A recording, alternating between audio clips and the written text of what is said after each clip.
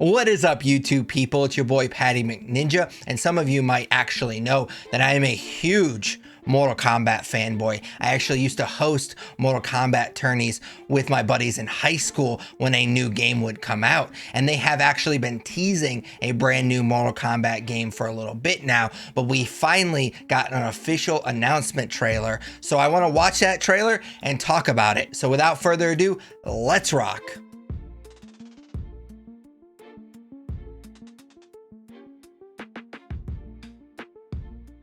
And like I said in the intro, we've known about this game for a little bit, but the way that we found out about this game is very weird. Did we hear about it in a press release? Nope.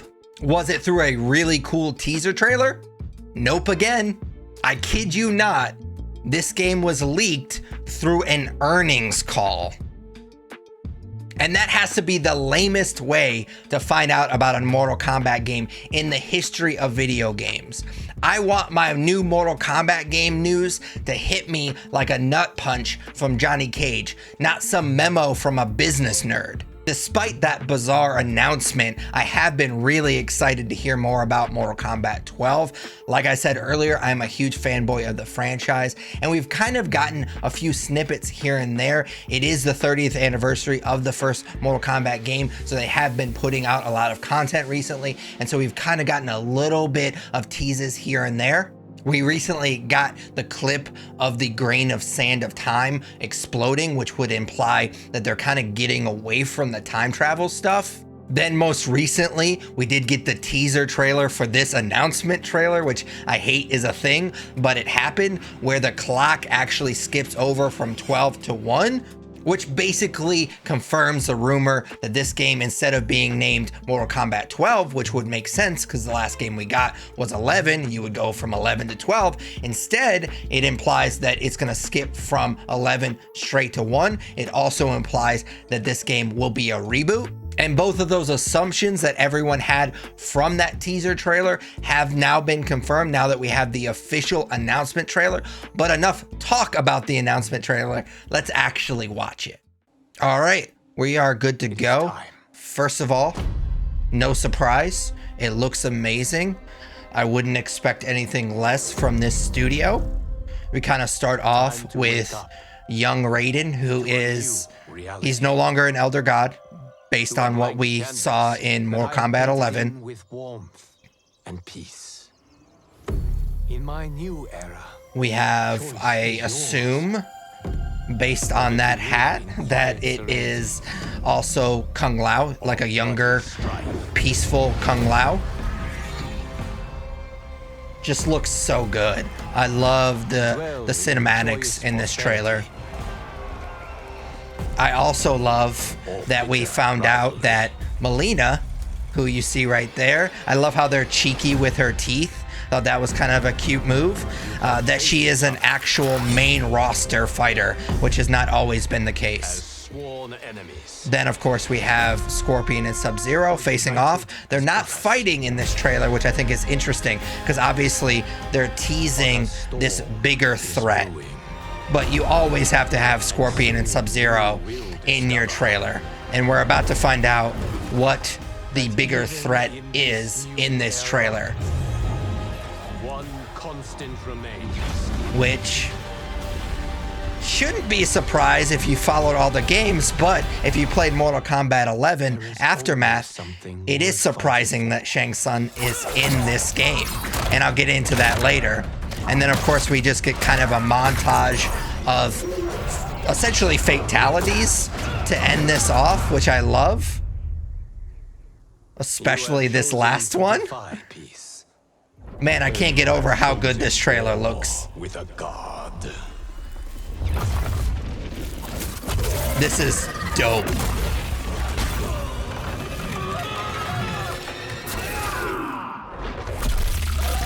I love how he basically uses the skull to kind of ride down. That's so cool. And then we get this, what turned out to be the box art. I didn't know it when I first watched this trailer, but it is the box art and it looks awesome. And then, of course, we get the release date of September 19th, and Shang Tsung will be a pre-order bonus.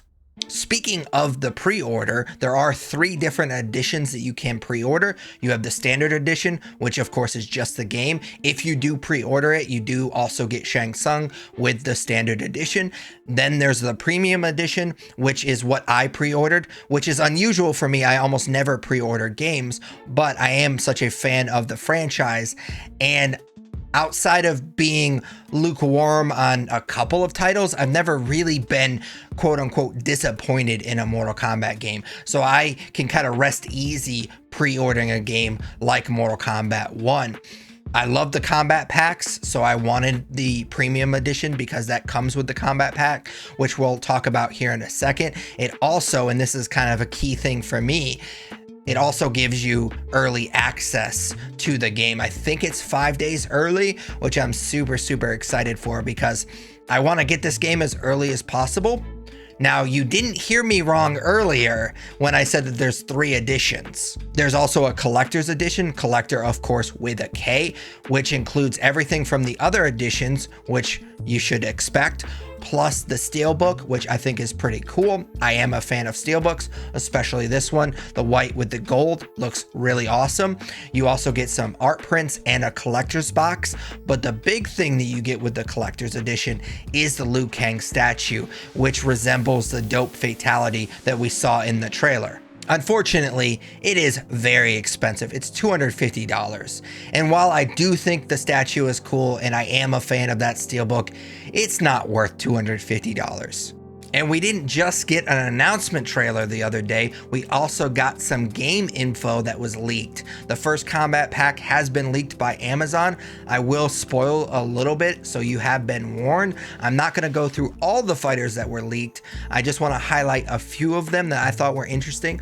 First of all, Quan Chi. The fact that he isn't in the main roster is a bit of an insult. I think he's such a big part of the franchise that he should have been included, but I'm glad that we get to play as him. He's almost worth the price of the Kombat Pack alone, in my opinion. I'm also very excited. This was kind of leaked earlier, but sort of confirmed by this other leak that Peacemaker is also going to be included in the Kombat Pack.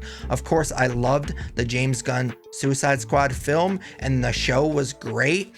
And I do think NetherRealm is going to have a lot of fun with that character and John Cena in general.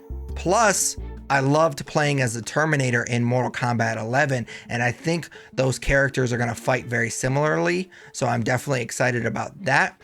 I am also psyched for Homelander, who was also leaked in the first Kombat Pack. I loved the boys, and I also loved the Injustice games, which of course was made by the same studio. I'm assuming Homelander is going to fight very similarly to Superman. I am a little confused that they included Omni-Man. Now, I loved that show, and it makes sense from a business standpoint because that show was so popular, but you're basically making 2 Superman characters, and the gameplay just doesn't really make a whole lot of sense.